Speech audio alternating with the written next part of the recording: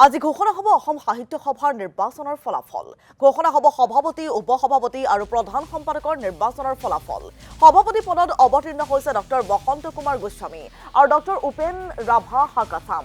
কামৰূপৰ দদৰাত হ'ব অসম সাহিত্য সভাৰ নিৰ্বাচনৰ ভোট গণনা। যেনে বাক বিতণ্ডা বিতৰ্কৰ মাজতে অনুষ্ঠিত হৈছিল অসম সাহিত্য সভাৰ নিৰ্বাচন প্ৰক্ৰিয়া। আজি ঘোষণা হ'ব অসম সাহিত্য সভাৰ নিৰ্বাচনৰ ফলাফল। ঘোষণা হ'ব সভাপতি, উপসভাপতি আৰু প্ৰধান সম্পাদকৰ নিৰ্বাচনৰ ফলাফল। সভাপতি পদত অৱতীৰ্ণ হৈছে ডক্টৰ বসন্ত কুমাৰ গোস্বামী আৰু ডক্টৰ উপেন ৰাভা হাকাচাম। ইফালে কামৰূপৰ দদৰাত হ'ব অসম সাহিত্য সভাৰ নিৰ্বাচনৰ ভোট গণনা আৰু নিশ্চিতভাৱে লক্ষণীয় হ'ব অসম সাহিত্য সভাৰ পৰৱৰ্তী সভাপতি কোন হয়, প্ৰধান সম্পাদক কোন হয়, সেয়া নিশ্চিতভাৱে লক্ষণীয় হ'ব।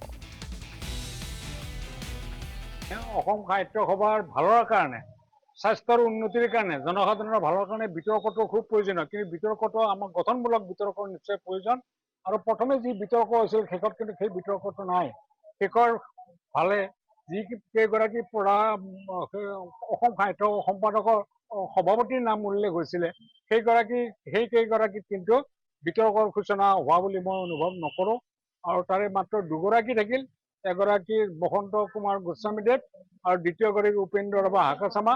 দুয়োগৰাকী উপযুক্ত ব্যক্তি বুলি আমি গণ্য কৰোঁ। তাৰে যিকোনো এগৰাকী হ'ব আৰু অসমৰ জনসাধাৰণে তাক গ্ৰহণ কৰিব আৰু অসম সাহিত্য সভাই এক গতি লাভ কৰিবৰ কাৰণে সমৰ্থ হ'ব বুলি আমাৰ ভাৱ, জনসাধাৰণৰ ভাৱ বুলি মই অনুভৱ কৰোঁ। আৰু মই অন্তঃকৰণে এইটো বিশ্বাস কৰোঁ, দুয়োগৰাকীয়ে উপযুক্ত ব্যক্তি। অসমৰ জনসাধাৰণে কাক বিচাৰে এইটো জনসাধাৰণৰ কথা।